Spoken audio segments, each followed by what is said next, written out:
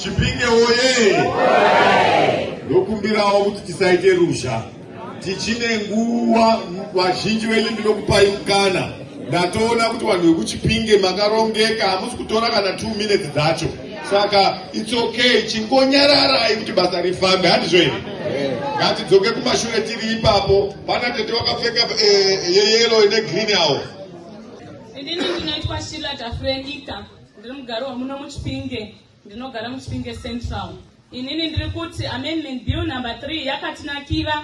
Tinoda kutozvitenda kuti tiriwedzere 2 years to come kuti tipedzise maproject edu zvienderere mberi. Naizvozvo ndinoti mazvita. Rambai makabata microphone. Muri kuzwisisa henyu here?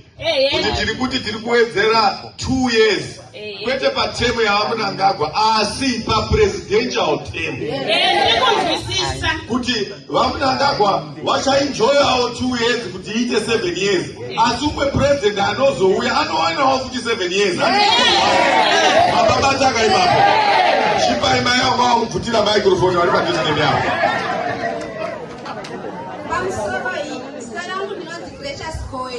Rimugaro wekwati 3A. Ini ndinotsigira bill number 3.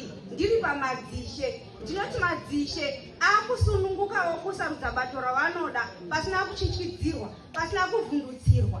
Vachizomiririra nyika yeZimbabwe zvakasununguka. Ndatenda. Ndinotsigira zvakanyanya amendment bill number 3. Ndechibata nyaya yokuti kuseneta uku kunoda kuwedzerwa mamembers 10 kubva pa80 kuita 90. Saka president unenge aripo panguva yacho iyoyo inenge ine 7-year term extension iyoyo anokwanisa kuketa maseneta ano unyanzvi hwebasa unokwanisa kusimudzira nyika kuti nyika ienderere mberi. Nobonga. Nobva kuward 11 kuchipinge South. Inini ndinosapota amendment bill number 3. Ndinoisapota ngekuti hai yakandinakira panozwe mukoro panosara mapfundumudzo. Saka kuwedzerwa kwemutungamiriri unonga aripo kwe2 years pakanaka pakuti 2 years dzimweni ziya pa5 dzaipera ari kugadzirisa paipfumunyuka paya.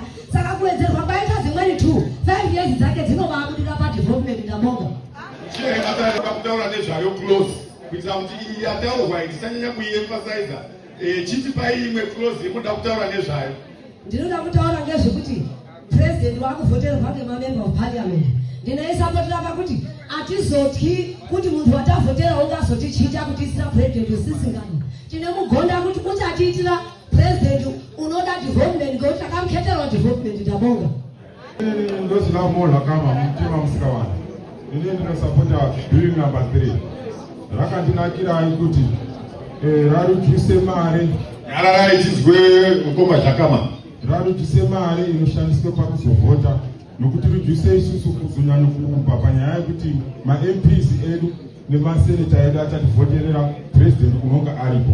Nemare dziya dzinoite kuti mapepa aya kuti tivhotese aya dzinonga dzarudusa kuti dzimaite dzotoite mare kuti dzinasise maproject edu aenderere mberi. Ndinobonga ngaapapo.